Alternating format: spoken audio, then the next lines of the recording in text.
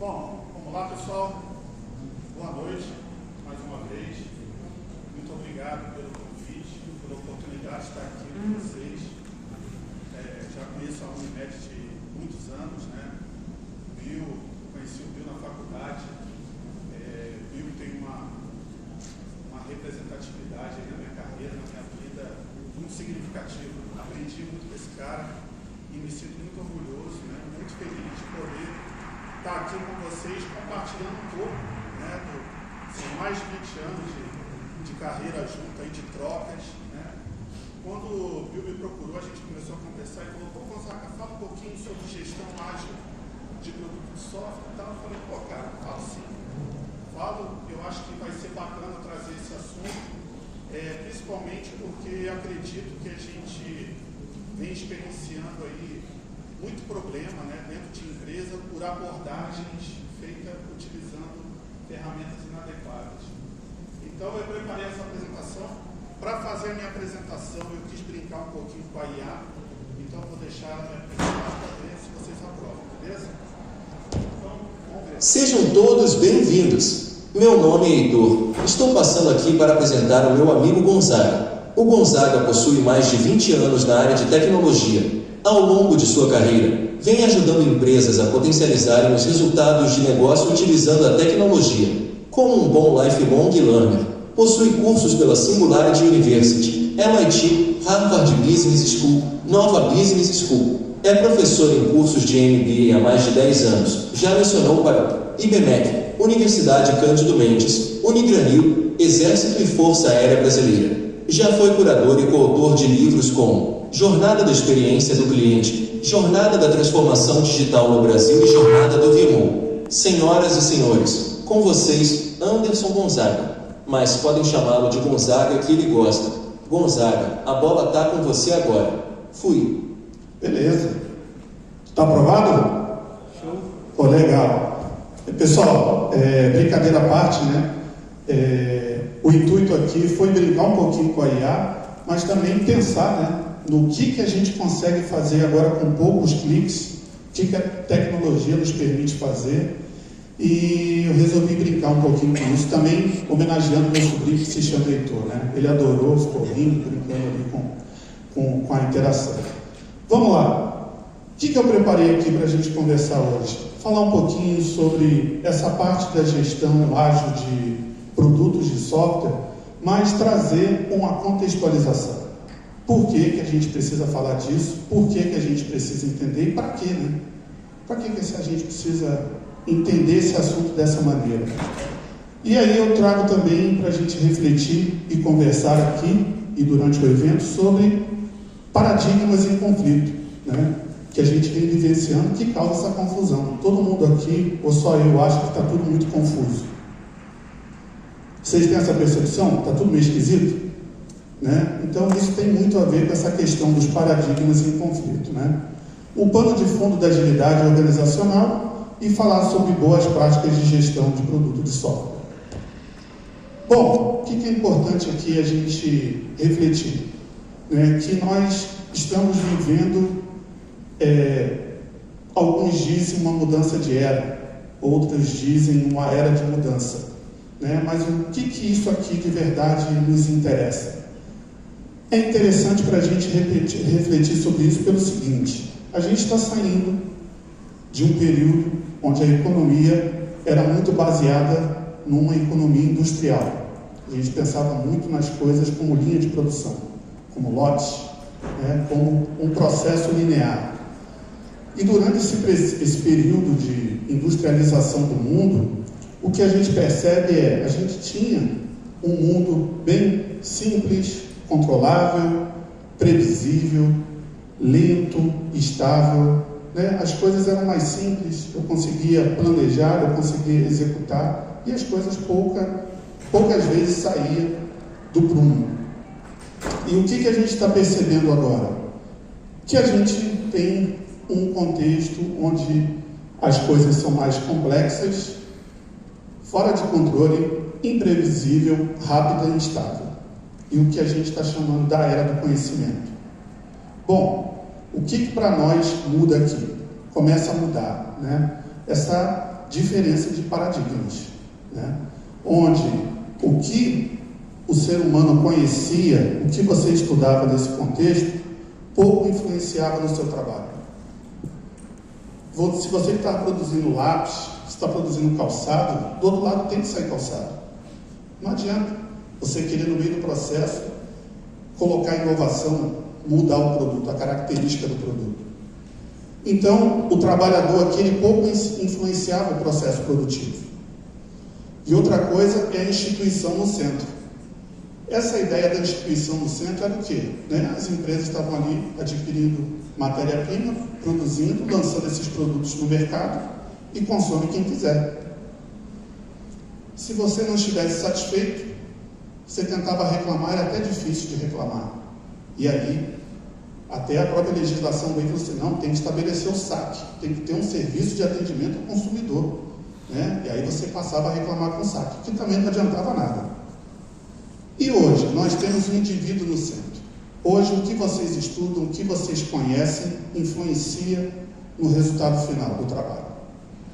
E hoje, o ser humano está no centro, né? Não são mais as instituições que estão no centro. Um simples Twitter pode derrubar uma empresa, né? Sempre que Cristiano Ronaldo colocar a latinha de Coca-Cola para o lado ali, despenca as ações da Coca-Cola numa entrevista de imprensa, independente da qualidade do produto, da estratégia da empresa. Se você quer comprar um produto ou um serviço, o que você faz? Vai no Google, pesquisa, começa a ler sobre esse produto, esse serviço, tem informação e ali você tira as suas conclusões, se você quer ou se você não quer.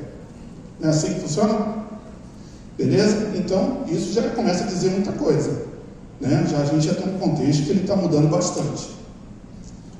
Beleza. Então, saímos aí dessa economia industrial, dessa sociedade industrial, para uma sociedade do conhecimento, né? E com isso, a gente está bem aqui no meio disso, dessa confusão, né? A gente tinha aqui, o mundo visto como um monte de engrenagem, né? De peças, onde uma peça estava sincronizada com a outra e uma coisa fazia a outra acontecer e assim sucessivamente. E o que a gente percebe hoje é que as coisas são muito orgânicas, né? Empresa, por exemplo, ela é muito influenciada por essa questão desses paradigmas. E a gente vai explorar isso mais à frente.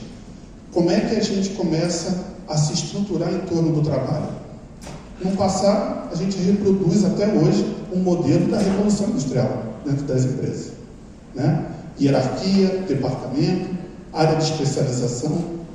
E isso tem suas consequências e que, consequentemente, vai influenciar na forma como a gente olha para o produto. É isso que eu quero que vocês saiam daqui entendendo, de onde nós viemos, para onde nós estamos, para onde nós vamos. Tá bom? Bom, então, a todo momento, a gente vem aí ao longo da nossa jornada, né, procurando fazer observações, elaborar problema, levantar hipótese, fazer experimentação, ter análise de resultados e ter conclusões. Esse é o processo científico. É assim que a humanidade desenvolve ciência. Ela faz perguntas, obtém respostas, encontra soluções que normalmente acabam gerando outros problemas. E assim a gente vai evoluindo enquanto espécie. Bom, então a gente vê que esse contexto ele vai criando essa ideia de paradigma. Nós hoje estamos expostos a alguns paradigmas muito fortes. Dentre eles, mas antes, vamos entender o que é paradigma, né? Thomas Kuhn, que é um filósofo, ele diz o seguinte, paradigma é um conjunto de ideias, uma maneira de pensar, ferramentas ou um esquema para a compreensão da realidade. Então, a gente tem um monte de paradigmas que vem se consolidando. Hoje, quando a gente entende uma determinada situação, você associa isso a um paradigma que veio da tua família, que veio da tua experiência profissional, que veio do meio que você vivencia. Isso é certo, isso não é certo, né? E assim a gente evolui. É importante entender que todo paradigma ele vem dessa questão da gente ter problemas e questões, e a ciência, através do método científico, utiliza de processos ontológicos, metodológicos, epistemológicos e axiológicos. E aí isso consolida determinados paradigmas. Beleza? Então, o que é ontologia? É esse ramo da filosofia que estuda a natureza do ser, da existência e da própria realidade. É classificado na filosofia como um ramo geral da metafísica, diferente de cosmologia, psicologia e teologia, que são ramos mais específicos, pois se ocupa de temas mais abrangentes e abstratos dentro dessa área. E a epistemologia é a própria teoria da ciência, né? É o ramo da filosofia que vai tratar dos problemas relacionados à crença, a conhecimento, ou seja, estuda a origem, a estrutura, os métodos e a veracidade do conhecimento que nós temos. Perfeito? Geralmente está atrelado à lógica e ao empirismo, e é indispensável no estudo da ciência. Bom, o metodológico são ferramentas de pesquisa que a gente aprende na universidade, né? Normalmente, quando estou montando TCC, a gente tem que aplicar um processo metodológico para poder defender aquilo que a gente está explicando. Vai ajudar a gente a quê? A coletar, apresentar dados e informações que o pesquisador pretende apresentar, né? E com isso, eles são escolhidos com cautela, pois devem ser adequados, realizados e ajudar a responder ao problema apresentado. Bom, o axiológico, para a gente fechar essa parte mais conceitual, é tudo aquilo que se refere a um conceito de valor, ou que constitui uma determinada axiologia. Isto é, os valores predominantes de uma determinada sociedade. O aspecto axiológico, ou a dimensão axiológica de determinados assuntos, implica a noção de escolha do ser humano pelos seus valores morais, estéticos, éticos e espirituais. Então, novamente, temos essas coisas que fundamentam a forma como a gente acredita nas coisas e toma decisões. Beleza? Bom, o que é importante a gente observar aqui? Que a ciência de hoje ela é diferente da ciência do passado, pois a ciência também muda. As pessoas pensavam de forma diferente sobre a natureza, explicavam os fenômenos naturais de forma diferente. As teorias que existiam no passado foram revisitadas e algumas deixaram de existir no presente. Assim como as teorias que existem hoje provavelmente deixarão de existir no futuro.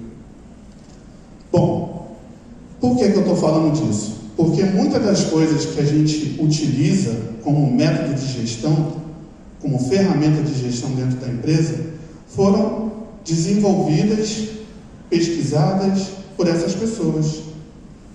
Aqui, a maioria são pessoas técnicas, mas acredito que muitos, né, em algum momento, se deparou, já ouviu falar pelo menos, Taylor, Fayol, Ford, né, Shillhartz, ajudou junto com o Deming a promover o modelo PDCA, né, Plain Blue Check Act, Ishikawa, até hoje, né, diagrama de Ishikawa, faz lá a análise de root cause análise, né, deu um problema, vamos fazer uma root cause análise. Bom, beleza, se a gente for olhar aqui o ano que essas pessoas, né, estiveram conosco, vai ver aqui, ó, século XVIII, século XIX. Por que eu estou trazendo isso?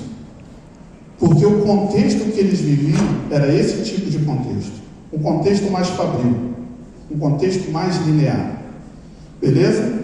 E hoje, até hoje, a gente ainda perpetua dentro de muitas empresas formas de gestão que surgiram dentro desse contexto. Só que a nossa realidade hoje é outra. É essa aqui. É o que vocês estão acostumados diariamente, né? Aí vem alguém e fala assim, tem que fazer o projeto tal. Quantas horas são? Alguém aqui dá hora para gestor? Pede hora? Não, ninguém pede hora. Ou estão com vergonha de levantar a mão. Né? Mas assim, entrada de errado, né? É a maneira que a gente aprendeu. Cara, quantas horas tu precisa para fazer isso? Eu preciso passar isso para frente. Isso é uma mentalidade. Um trabalhador linear, alguém que constrói uma parede, ele consegue te dar uma estimativa em hora. Um desenvolvedor, cara, é um trabalho mais criativo. Tem inúmeras variáveis. A forma como o desenvolvedor se sente no dia a dia influencia no desempenho dele. Tem dia que ele vai lá codar e não faz nada. Não sai do mesmo lugar, do lugar. No outro dia ele produz pra caramba. Então, diferentemente de um trabalhador da indústria, onde a variação é proibida, eu tenho que ter tudo, né, na melhor performance possível, o trabalhador do conhecimento é intrínseco, é inerente ao nosso trabalho, essa variabilidade, ela existe. Então, aqui a gente já começa a ver que a gente continua perpetuando práticas que não condizem com o trabalhador do conhecimento. Tudo isso para trazer o seguinte: qual é o contexto que a gente está vivendo hoje? De mudanças rápidas, de alta incerteza. Se a gente for olhar aqui o ano que essas tecnologias levaram para atingir 50 milhões de usuários, olha como é que vem isso na linha do tempo. Um avião levou 68 anos para atingir 50 milhões de usuários. Um carro, 62, telefone 50, a eletricidade 46, cartão de crédito 28, o ponto queimou o GOM 19 dias. 19 dias para atingir 50 milhões de usuários. Bom, o que isso tem a ver?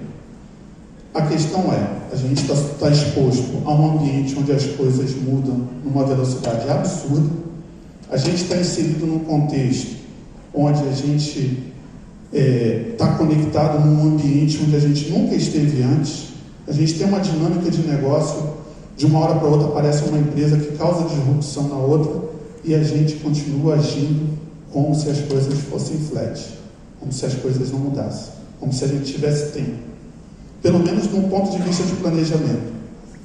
Tudo isso tem a ver com essa questão dos paradigmas. O paradigma que a gente está exposto, os paradigmas que a gente está exposto são 3 grandes paradigmas. O reducionista, que veio lá da época ainda dos filósofos, onde eles faziam observações a respeito da natureza e tentavam reduzir a natureza a pequenos recortes para tentar gerar interpretações. O que essa visão reducionista traz para a gente? Que a gente não vê o todo, a gente está vendo apenas uma parte do todo. A gente não leva em consideração as interdependências. O que isso gerou de impacto? Foi o que eu falei, aquele ciclo onde eu faço pergunta, resposta, dou a solução, gera problema.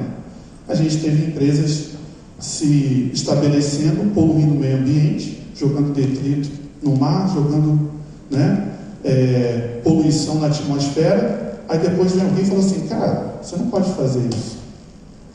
Você não pode fazer isso em detrimento do lucro da sua empresa, poluir o meio ambiente, no lugar onde as pessoas estão vivendo. Aí entra uma questão, um paradigma que surgiu, que hoje deu início ao ESG, que a gente escuta muito falar, essa preocupação com o meio ambiente. É o paradigma sistêmico.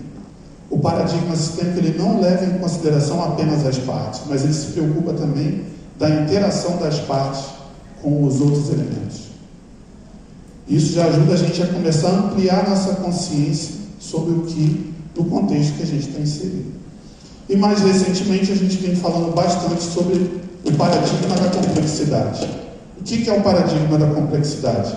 Ele traz o seguinte: olha, por definição, complexidade é diferente de complicado.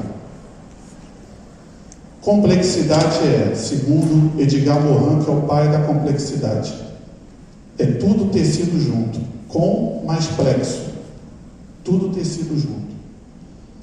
E aí, isso foi muito forte, esse conceito, e ele está sendo amplamente difundido, porque ele foi até apoiado pela própria física quântica, que mostrou para a gente o seguinte, que existem conexões que são muito mais profundas do que apenas aquilo que a gente conhece.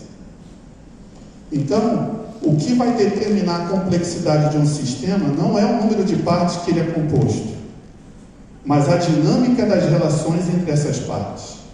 Quanto mais dinâmico for um sistema, ou seja, quanto mais frequentes e intensas forem as interações de suas partes, maior será a sua complexidade, a qual se manifesta por sua maior capacidade de interagir com o ambiente em que ele está situado. O que a gente vê hoje, então? Uma alta dependência de tecnologia, de produtos de software. Correto? Todo mundo não consegue ficar sem o celular. A tecnologia está em tudo.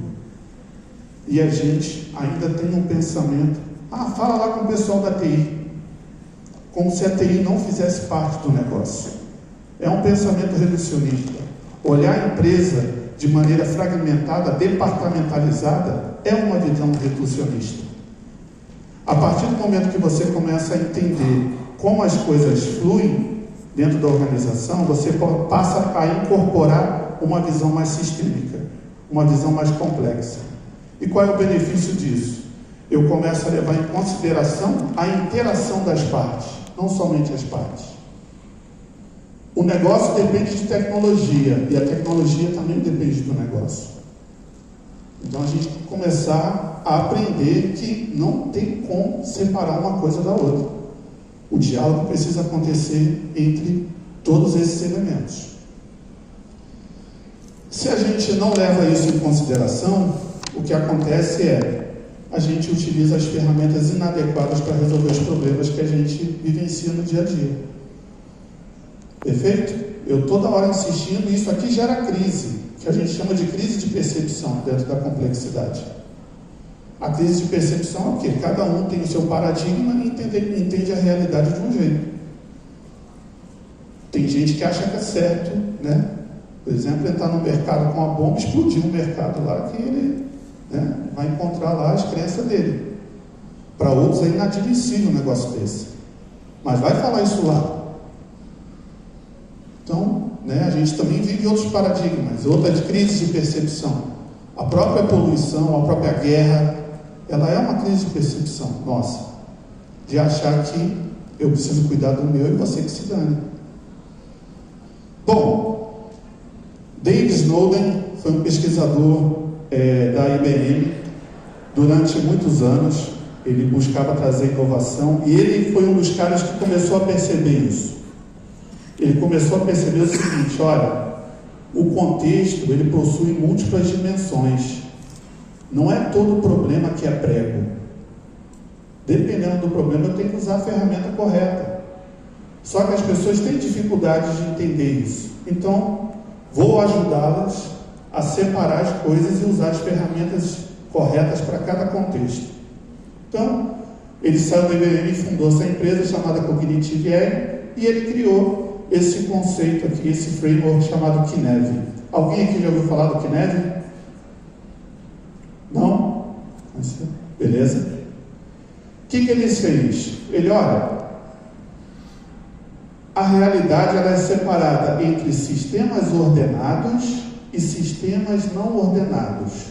Sistemas lineares e sistemas não lineares.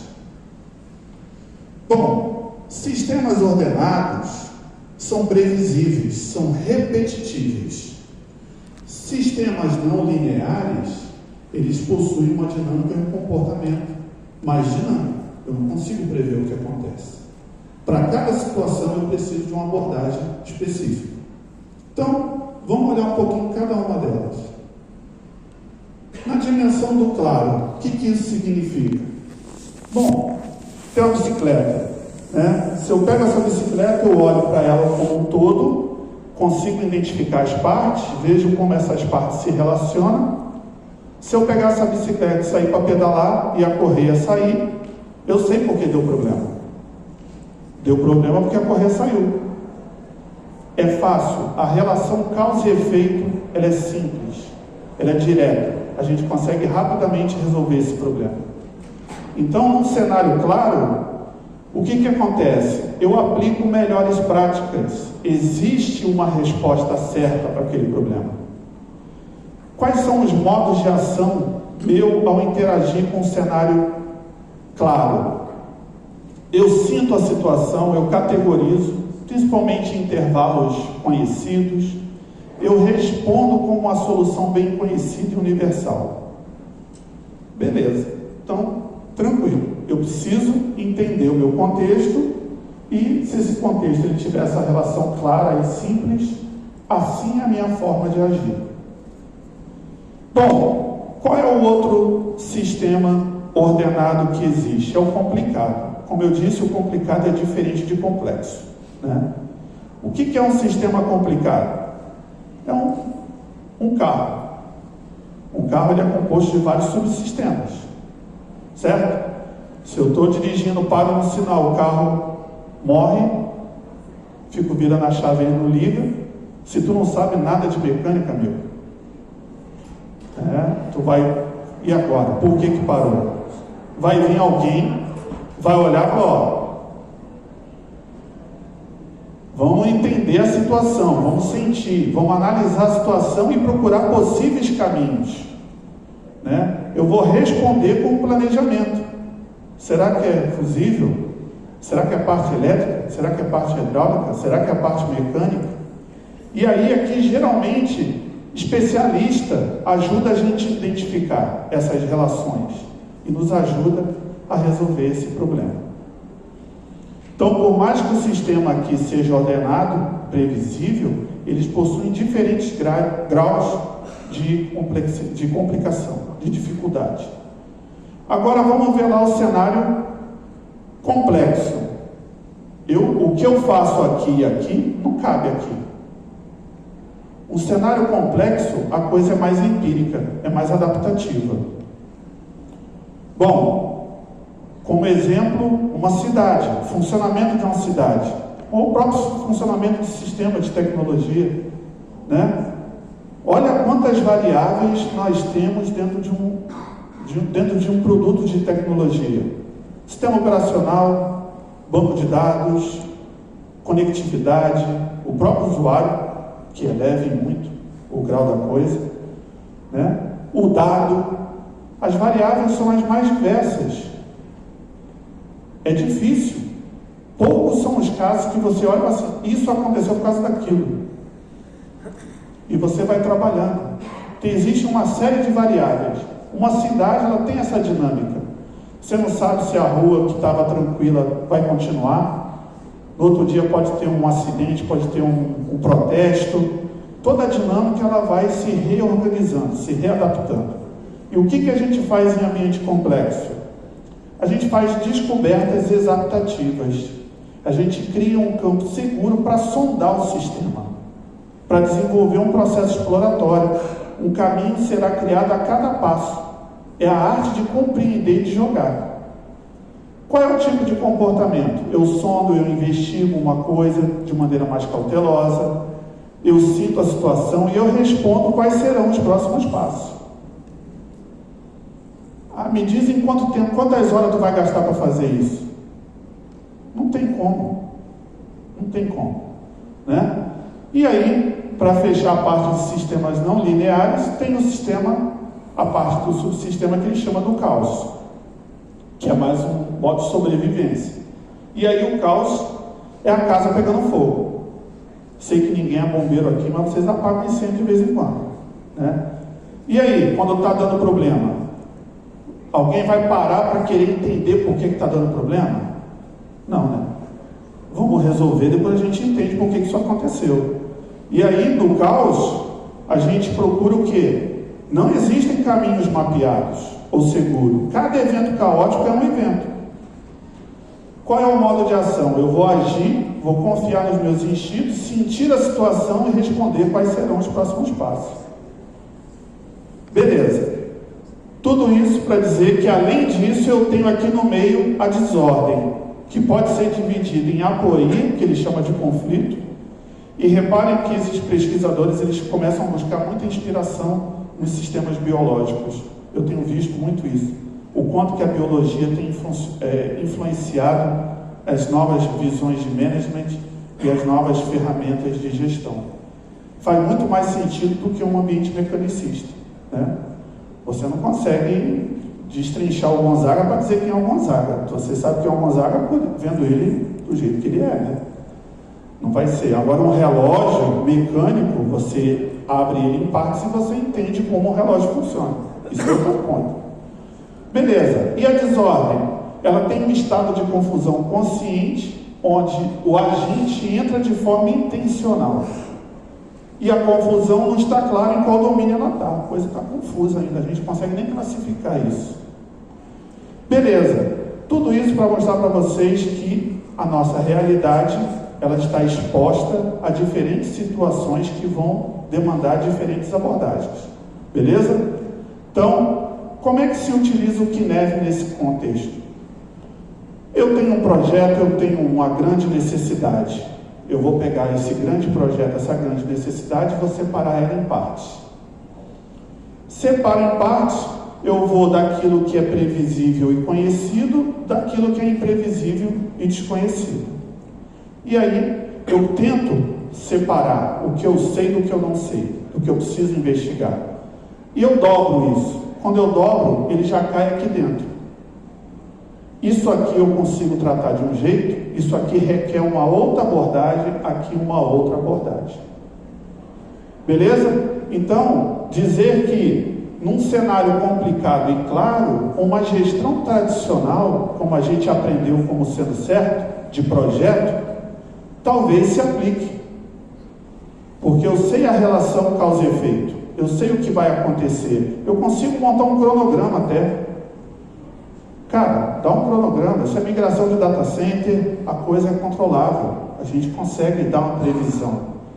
Agora, tem coisas que ela está na dimensão do complexo e do complicado, não é assim, tem um monte de coisa que a gente tem que ver, tem um monte de coisa que a gente tem que ver como é que vai funcionar junto, e a gente não sabe. Às vezes uma atualização de ambiente já é uma variável totalmente diferente. Não é porque é uma versão do Red Hat e do Oracle que vai funcionar. Eu tenho um monte de biblioteca no meio, tem um monte de coisa que influencia.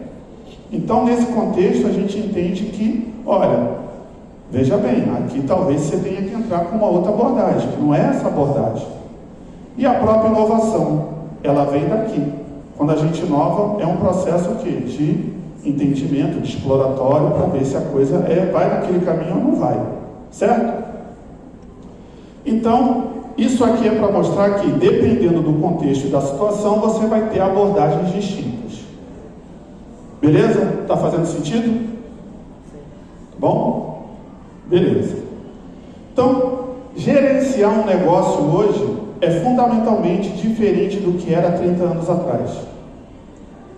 A diferença mais profunda, acreditamos, é o nível de complexidade com o qual as pessoas têm que lidar.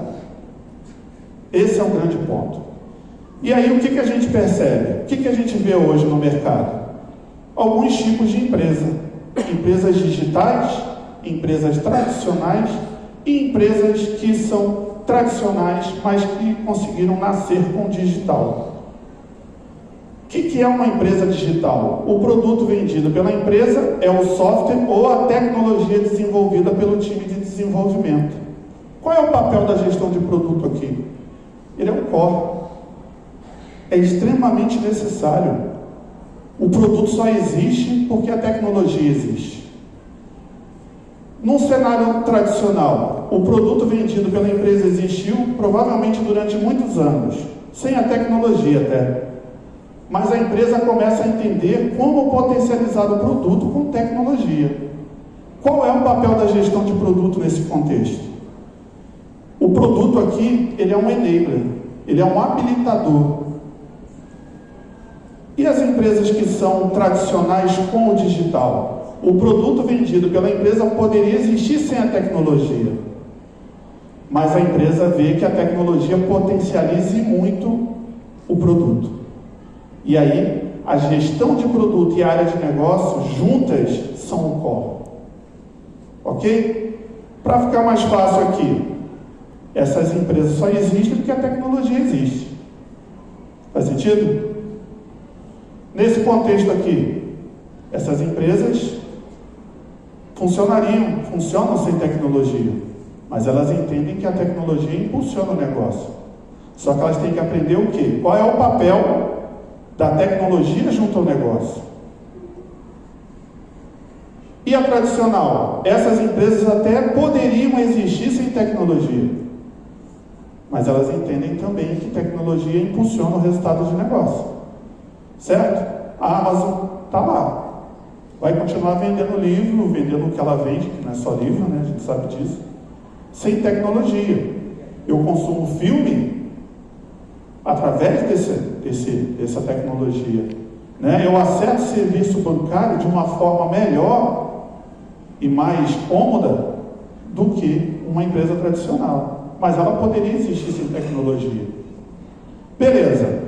Então a gente percebe que processo de negócio, software e resultado estão intrinsecamente ligados.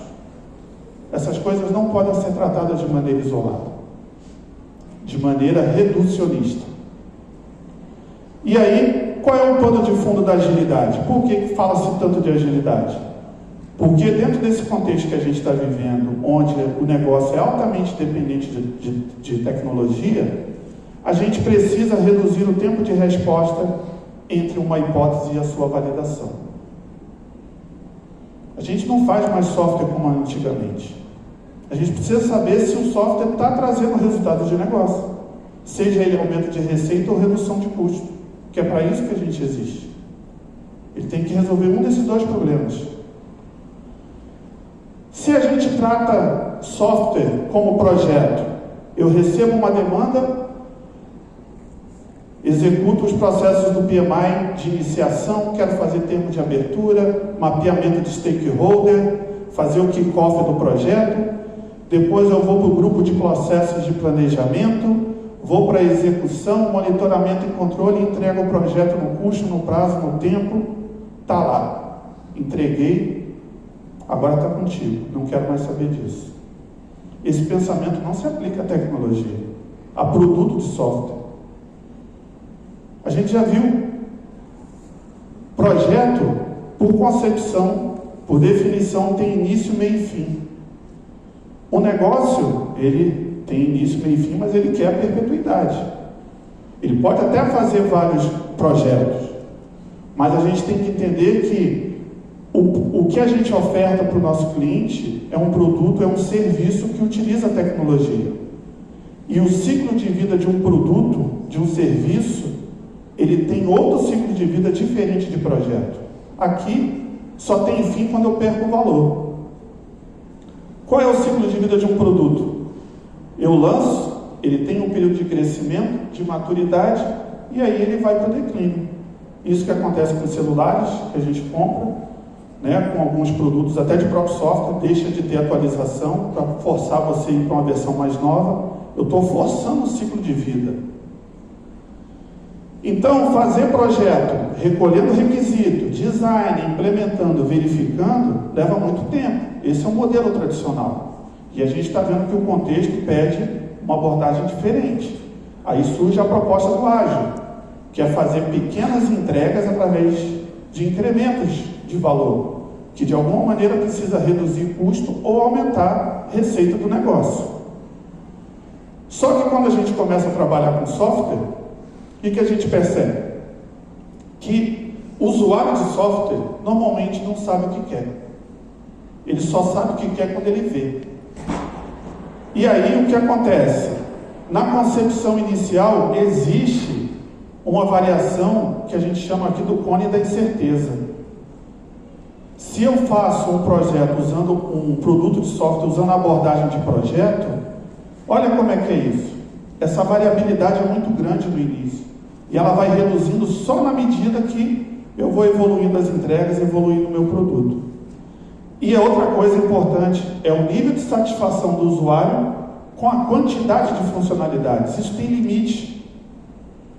A Kate Sierra, ela fez essa pesquisa, né? Não necessariamente quando você está entregando mais feature, mais funcionalidades, você está entregando mais valor. Esse comportamento que ela mapeou pesquisando em várias empresas, tá?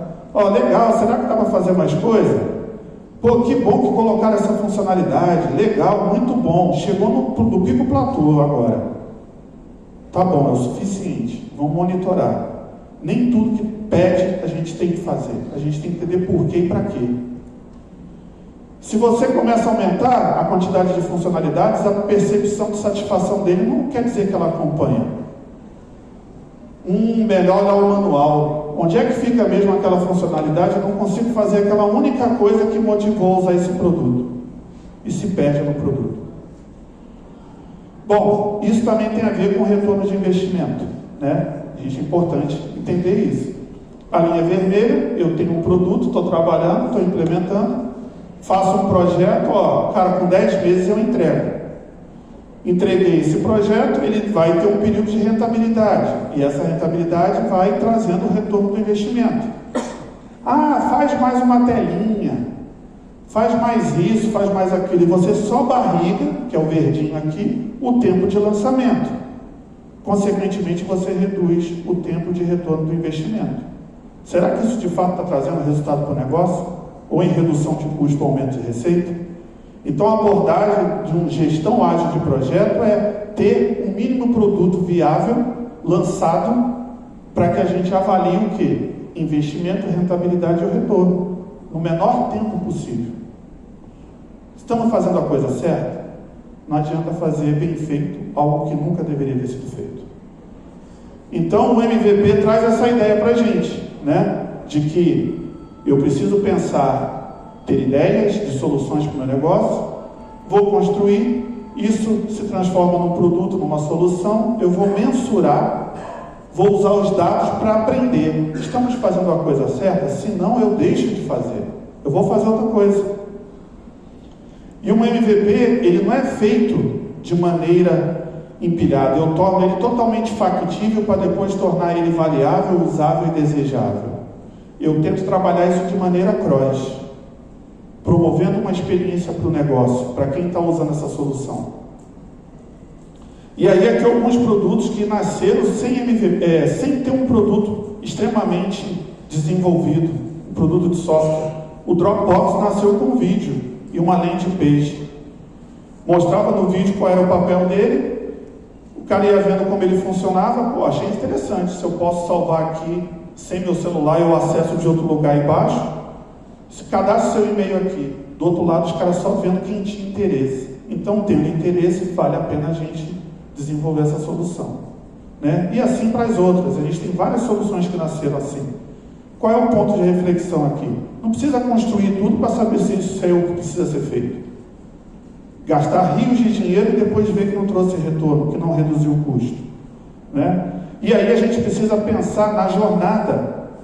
Uma ferramenta muito importante e interessante hoje é o Service Blueprint.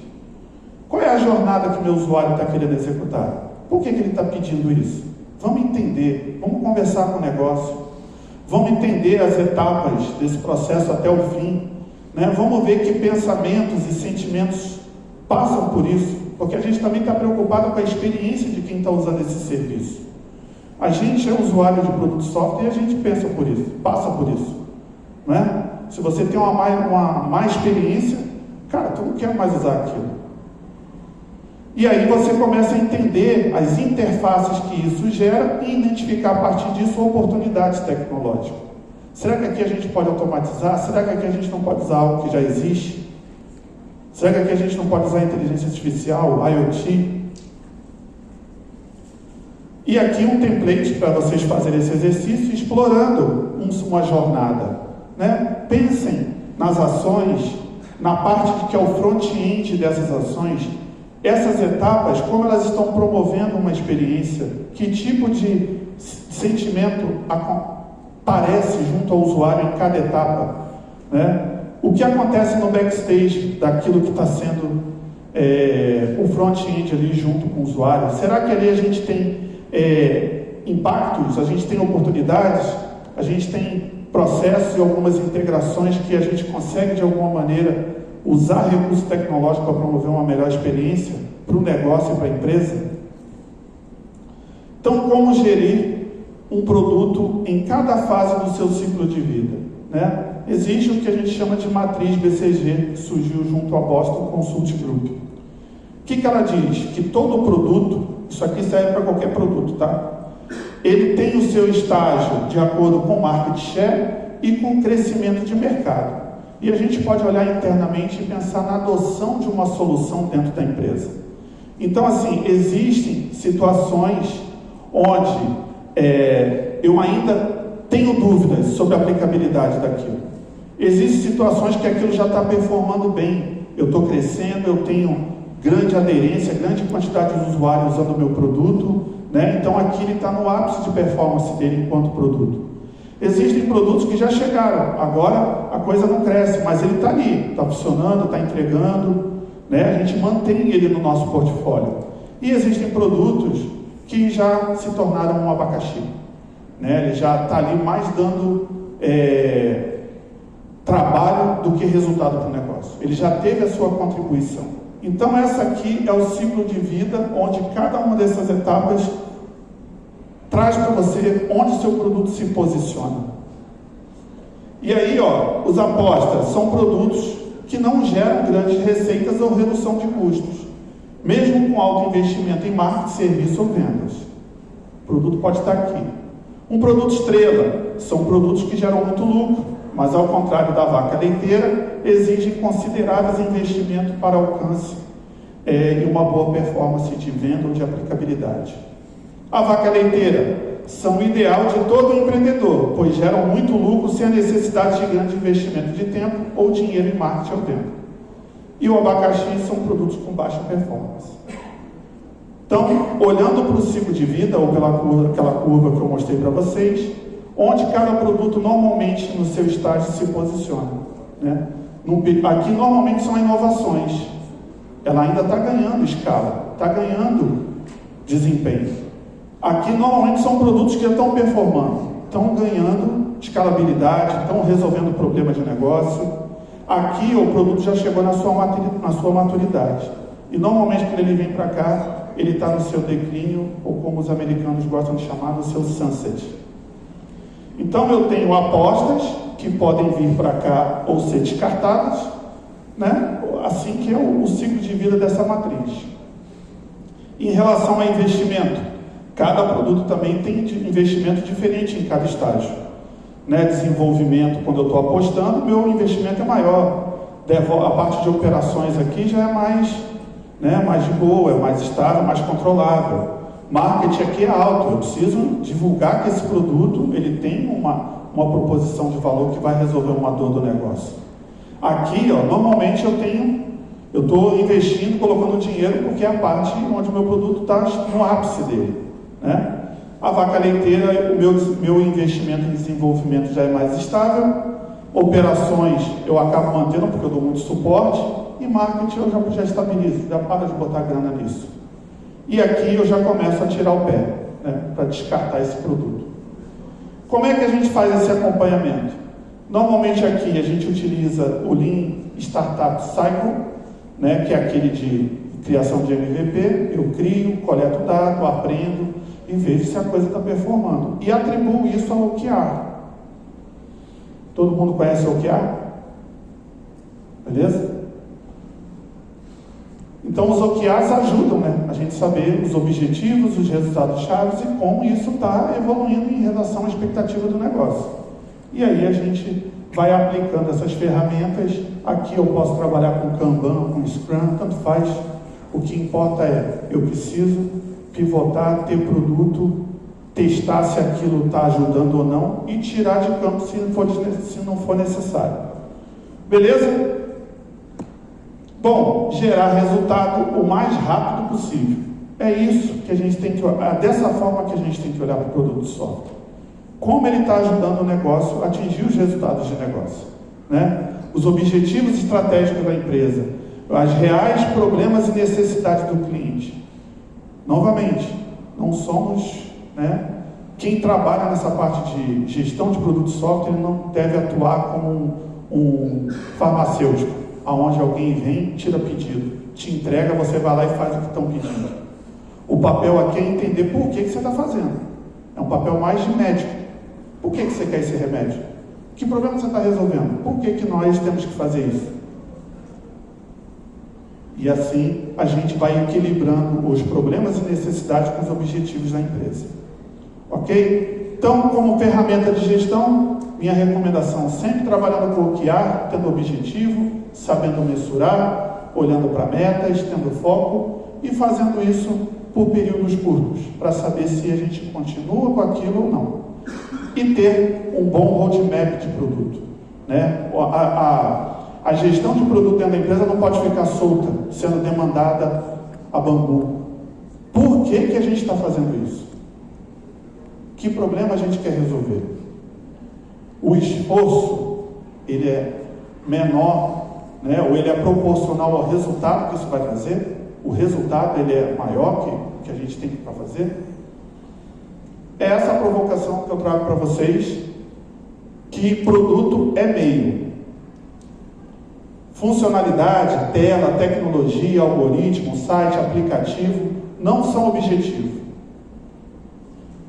São um meio para que a empresa atinja os resultados de negócio dela. Ok?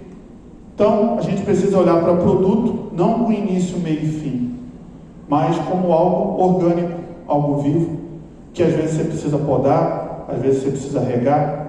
Então, ele está em constante processo de desenvolvimento e de maturidade junto com a organização. Essa é a visão, é a provocação que eu trouxe para vocês hoje. Beleza? Fez sentido?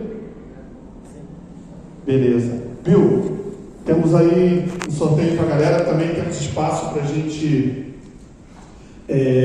perguntas e respostas. Ficou alguma dúvida, galera? Alguém tem alguma curiosidade? Então eu vou ficar por aqui com vocês. Caso eu queira conversar, estarei por aqui, tá bom? Vamos jogar aqui números aleatórios.